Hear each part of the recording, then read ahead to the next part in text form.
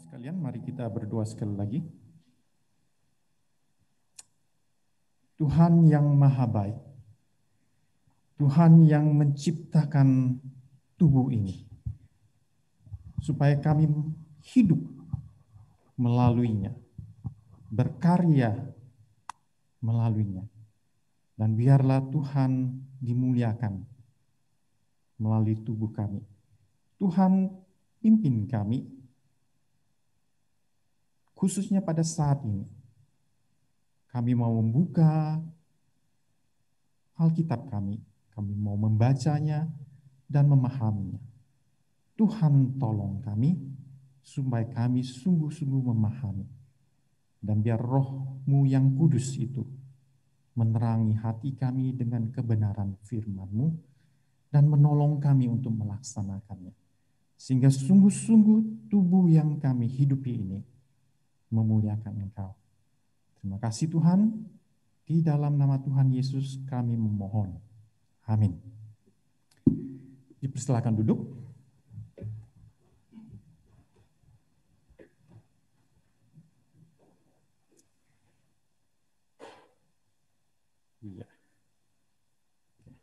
Selamat pagi Bapak Ibu sekalian, selamat pagi para mahasiswa, baik yang ada di dalam kapel ini maupun di tempat di mana saudara tinggal, ya, terutama yang bergabung melalui media Zoom. Nah, firman Tuhan pada pagi hari ini terambil dari 1 Korintus pasal yang ke-6, ayat yang ke-19 sampai ayat yang ke-20.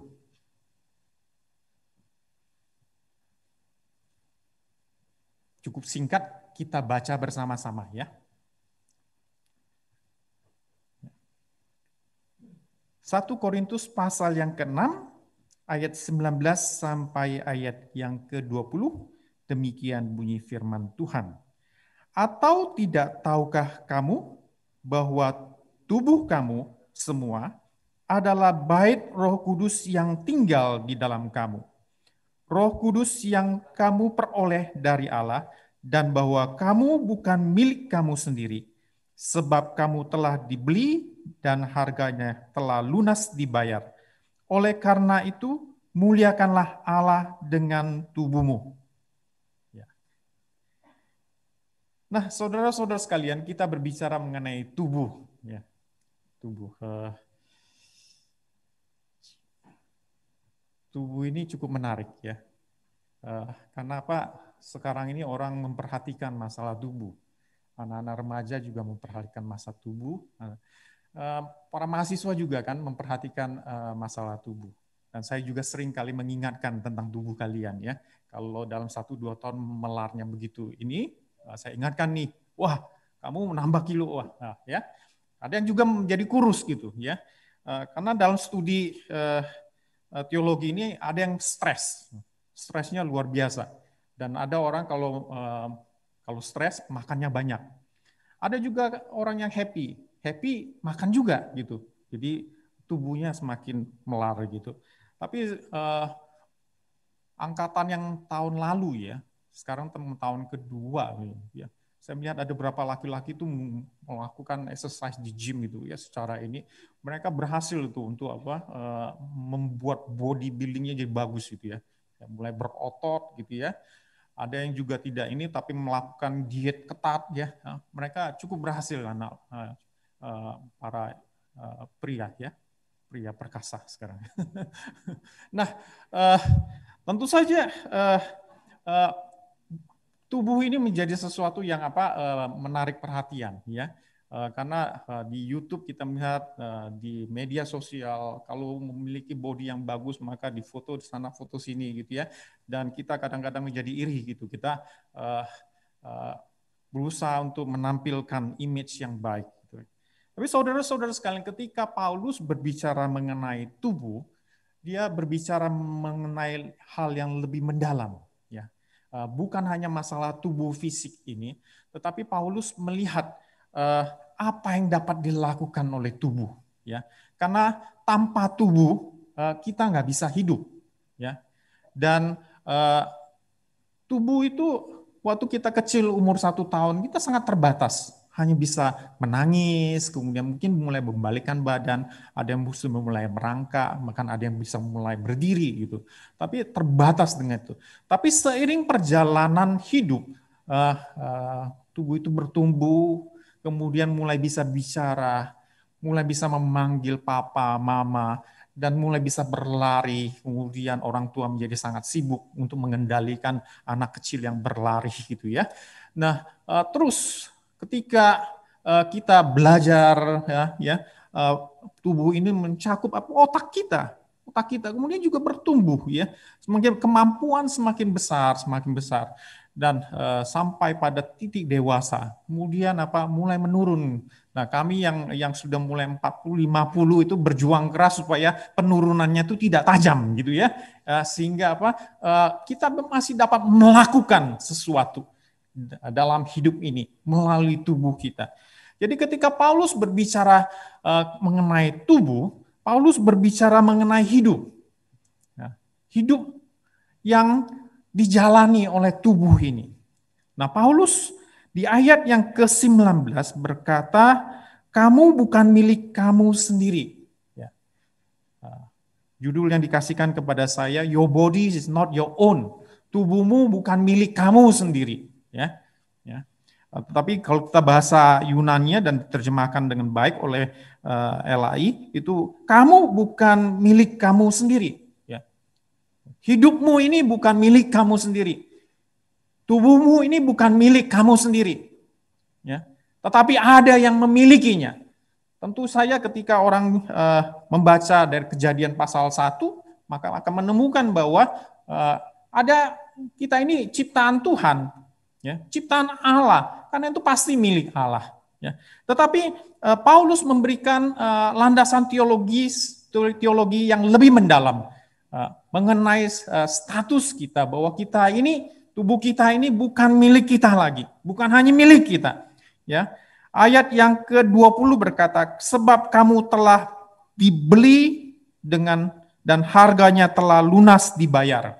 Kalau dalam bahasa aslinya sebenarnya kamu telah dibeli dengan harga yang mahal. Ya, kita sudah dibeli. Nah, kelihatannya Paulus memakai eko daripada Yesaya 43 ketika bangsa Israel ya ditebus oleh Allah. Ya, bangsa Israel sudah dijual keluar, kemudian apa? Ditebus, dibeli balik. Nah, tetapi bagi orang jemaat di Korintus sangat mudah juga memahami bahwa pada saat itu cukup banyak terjadi pembelian apa ya? Kalau budak ya, hamba itu mereka bisa beli hamba di pasar. Ya, mereka lihat-lihat kemudian beli ya. Membeli seorang hamba, berarti apa? Kepemilikan itu menjadi berubah. Kepemilikan itu menjadi berubah, ya, berubah dari yang pertama pemilik yang penjual hamba tersebut kepada seorang tuan sekarang. Nah, image pembelian hamba ini juga metafora itu tergambar di surat Roma, terutama pasal 6, pasal 7 tersebut kalau kalian membaca, ketika Paulus mengatakan kita itu dibebaskan, bukan berarti manumission, ya, bukan berarti seorang hamba memperoleh status menjadi seorang freeman, menjadi seorang yang independen, ya, tetapi lebih pada apa? Dulu kamu adalah hamba dosa, sekarang kamu menjadi hamba Allah. Tapi karena Allah tersebut adalah Allah yang begitu baik, maka kamu merasakan kebebasan. Ya. Nah, image itu yang apa? Metafora itu yang tergambar, dan ini juga tergambar di ayat yang ke-20. Dulu itu kamu tuh hamba orang lain. Dulu itu kamu hamba dosa. Sekarang kamu menjadi hamba Allah. Ya. Dan itu dibayar dengan harga yang sangat mahal, yaitu darah Yesus Kristus.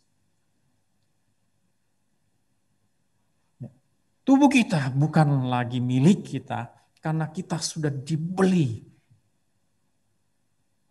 dengan harga yang sangat mahal, yaitu darah Yesus Kristus. Yang kedua, tubuh itu bukan milik kita lagi. Karena apa? Tidak hanya karena Allah membelinya melalui Kristus, tapi juga karena Roh Kudus ditempatkan di dalam diri kita. Nah, ini Paulus melihat bahwa menjadi orang Kristen ini adalah pemenuhan daripada nubuatan yang disampaikan oleh Nabi Yehezkiel, terutama Nabi pasal 36, 36 ya, ayat 26, 27 di situ mengenai janji bahwa Roh Kudus itu akan ditempatkan kepada Israel yang baru, ya. Dan Israel yang baru itu setelah diberikan Roh Allah akan menjadi mampu untuk mentaati firman Tuhan. Nah, Paulus melihat itu, ya. Paulus mengatakan, "Hei, kamu ini, tubuh kamu ini sekarang tidak hanya diri rohmu saja, tetapi ada Roh Allah yang ditempatkan di dalam diri kamu." Ya. Luar biasa, saudara-saudara sekalian. Nah, kalau Roh Allah diam di dalam diri kita, maka yang mengatur diri ini, mengatur tubuh ini, seharusnya bukan kita lagi, tetapi Roh Allah. Itu sebabnya di Roma pasal 8 itu mengatakan, pikiran roh itu menjadi penting. Pikiran Roh Kudus itu menjadi penting. Jangan berpikir menurut daging, tapi berpikirlah menurut roh, sehingga apa? Hidupnya akan menurut roh, tidak menurut daging. Karena kalau hidup menurut daging, maka ujungnya adalah kematian. Tapi kalau hidup digerakkan oleh pikiran yang apa? Yang distimulasi oleh Roh Kudus, maka akan menghasilkan perbuatan-perbuatan kebenaran yang memimpin kepada keselamatan. Itu yang kedua.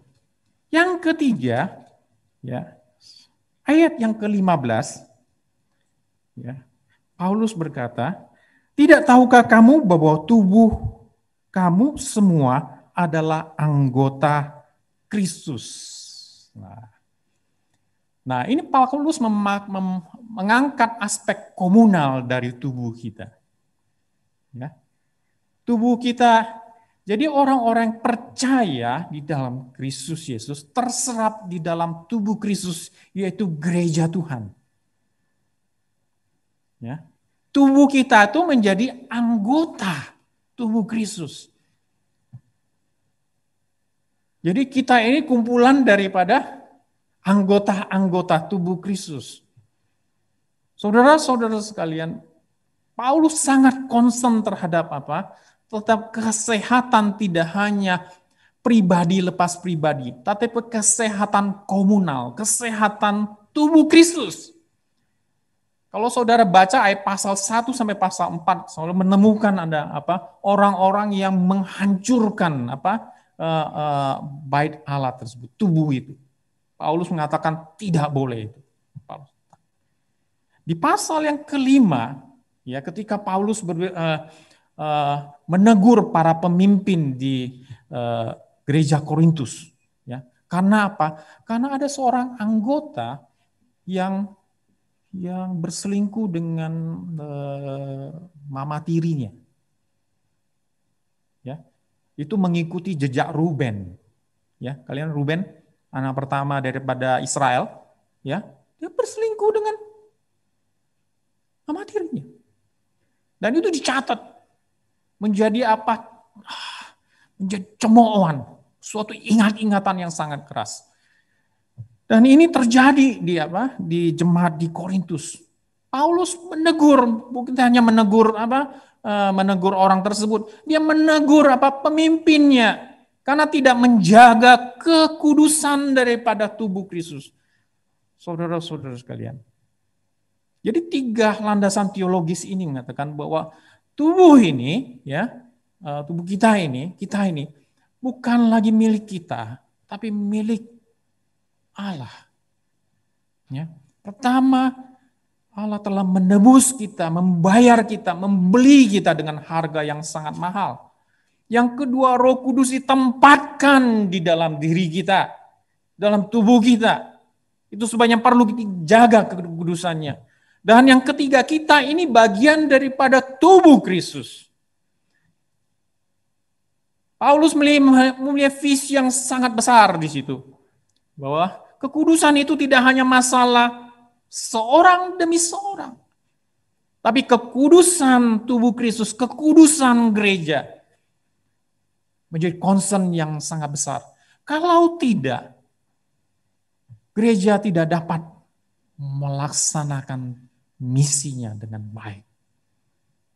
Gereja yang tercemar itu adalah gereja yang dicemooh. Saudara-saudara sekalian, 3 landasan ini. Ya.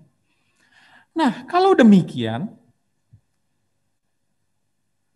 kalau tubuh kita bukanlah milik kita lagi, apa yang Paulus sarankan? Paulus di akhir daripada pasal yang ke-6 ini berkata, karena itu muliakanlah Allah dengan tubuhmu. Muliakan Allah dengan diri kita, ya, tubuh kita, ya diri kita ini, hidup kita ini, ya. Bagaimana cara memuliakannya? Nah, di dalam konteks 1 Korintus pasal yang ke-6 ayat 12 sampai yang ke-20 cukup jelas, ya. Ayat yang ke-18 berkata, jauhkanlah dirimu dari percabulan. Pornea. Ya. Kata jauhkanlah dirimu itu bahasa aslinya itu, bahasa Yunaninya theugeo. Dalam imperatif theugete. Artinya sebenarnya melarikan diri. Tidak hanya menjauhkan, melarikan diri. Ya. Nah itu kelihatannya, saya rasa Paulus itu Paulus itu seorang pembaca perjanjian lama yang teliti. Nah itu mengingatkan apa? Tentang siapa? Yusuf. Yusuf yang melarikan diri. Ya. Bahasa LXX-nya, bahasa Yunani-nya itu pakai kata yang sama. Melarikan diri. Dari siapa? Yusuf Potifar. Ya. Tapi yang kalau saudara baca, dia tidak hanya melarikan diri dari wanita itu. Tapi dari rumah itu. Ya. Nah, kekuatan seks itu adalah kekuatan yang luar biasa. Semester lalu kita banyak diskusi tentang itu ya. Saya nggak mau panjang saya tulisnya. Tetapi nasihat yang sebenarnya sangat sederhana, yang bijaksana menurut saya, kita jangan pikir bahwa kita kuat. Ya, sederhana saja, melarikan diri. Ya, kalau ada itu larikan diri, jangan mendekat. Pergi sejauh mungkin dari situ. Ya. Kalau saudara merasa bahwa YouTube itu bikin masalah, uninstall itu YouTube. Ya. Jangan hanya saya daripada tergoda terus YouTube, uninstall itu, ya. Kalau saudara merasa internet itu membuat saudara handphone itu menurut saudara jatuh ke dalam dosa, itu ya, kalian pikir jangan main internet melalui handphone. Berarti apa? Main internetnya melalui apa? Melakukan internet melalui browsingnya melalui laptop. Nah, laptop itu kemudian apa? Kalau hanya buka itu ada di perpustakaan. Itu cara-cara kita untuk apa? Tidak mendekat, tapi berusaha menjauh.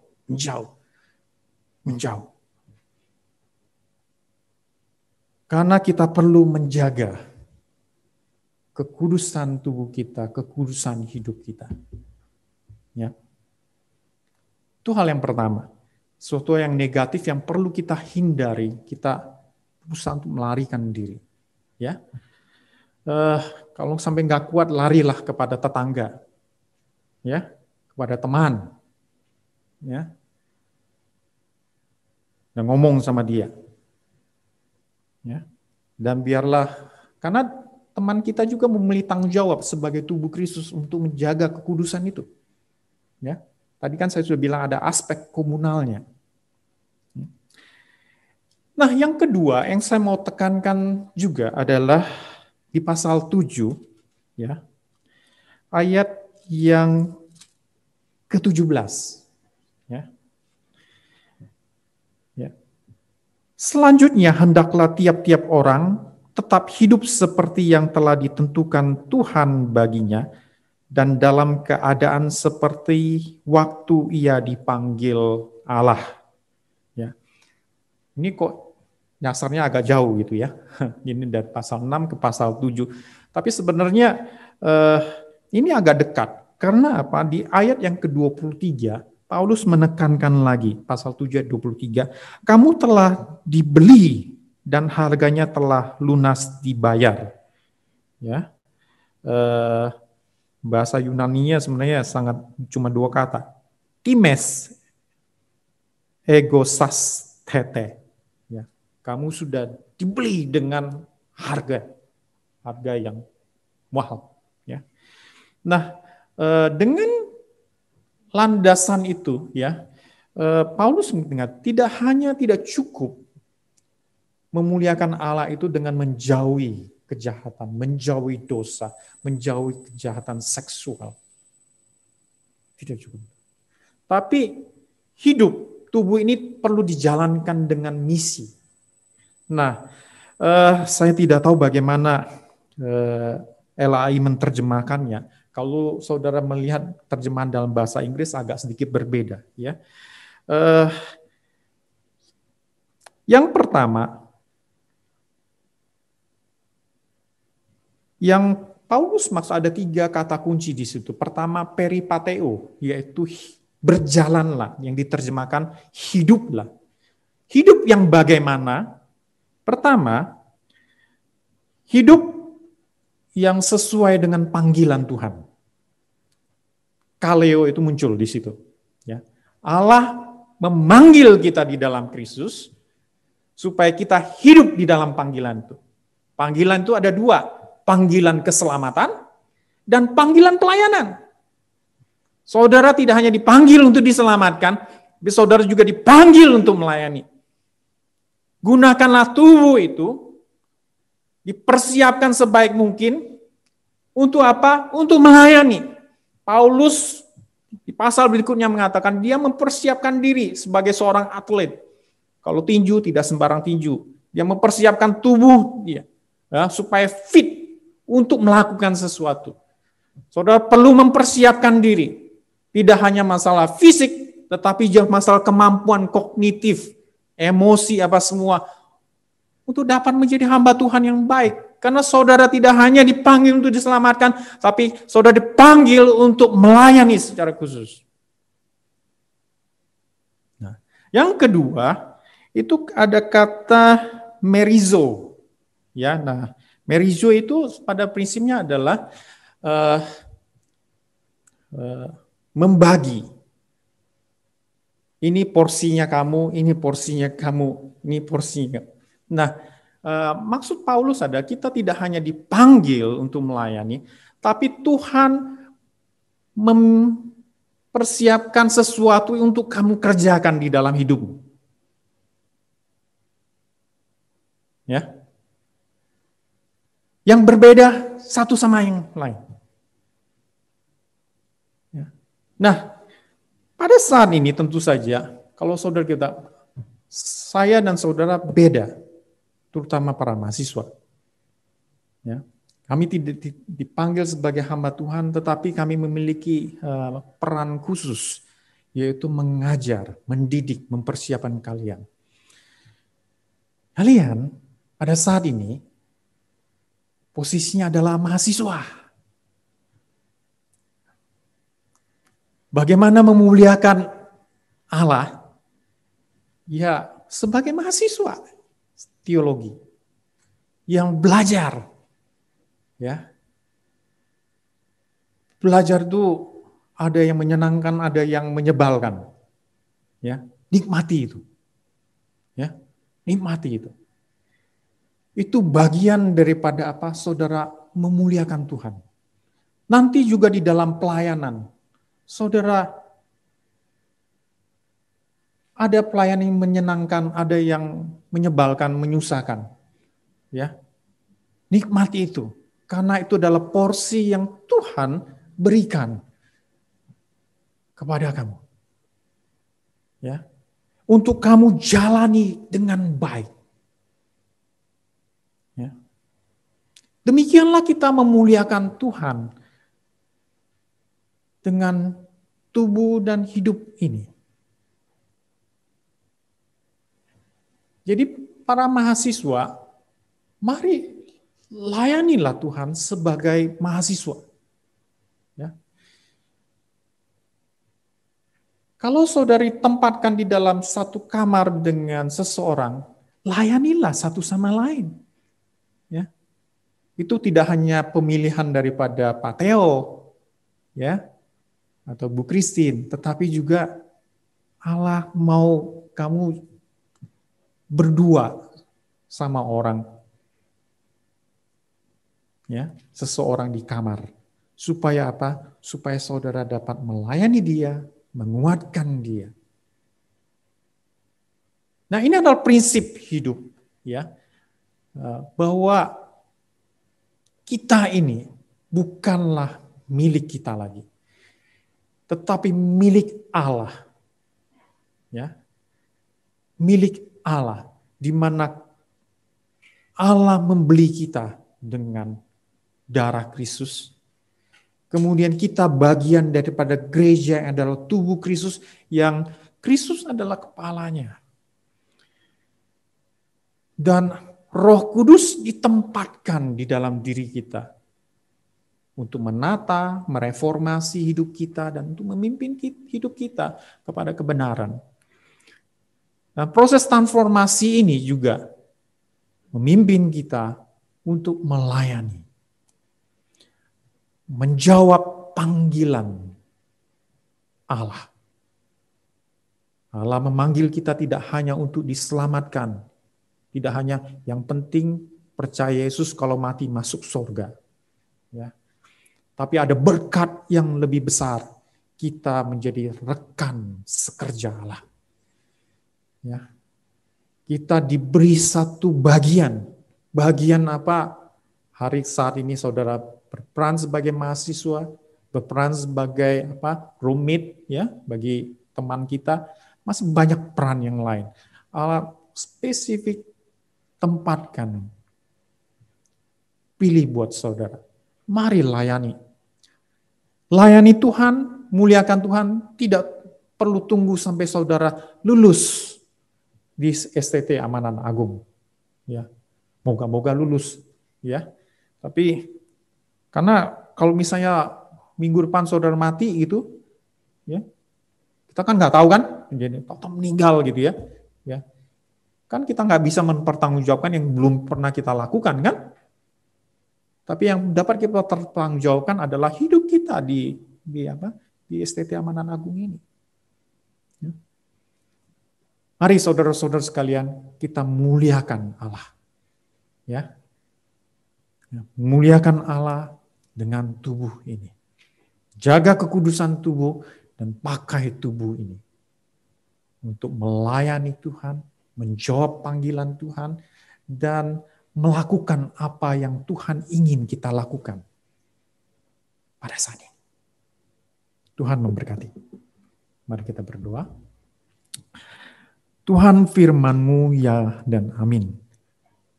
Kami mohon Tuhan memberikan pertolongan kepada kami.